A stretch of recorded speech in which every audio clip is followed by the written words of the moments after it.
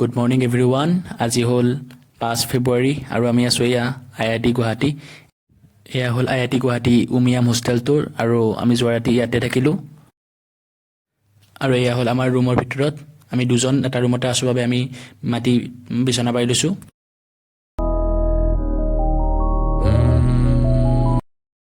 তো এয়া এতিয়া বাহিৰত পঢ়াবলৈ ধৰিছে। আমি এতিয়া মৰ্নিং ৱাক যাবলৈ ৰেডি হৈ আছো।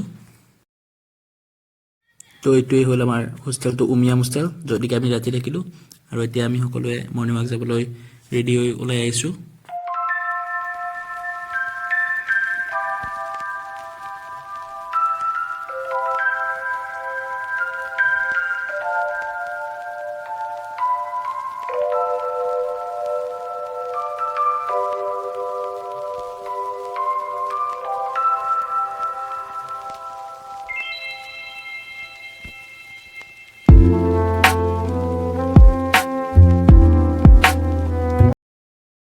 তো এইটো হ'ল IIT অডিটৰিয়াম হল দত্ত ভূপেন হাজৰিকা প্ৰেক্ষাগৃহ আৰু ইয়াৰ কাষতে এইটো মেইন অফিচ আৰু ইফালে আছে IIT লাইব্ৰেৰী।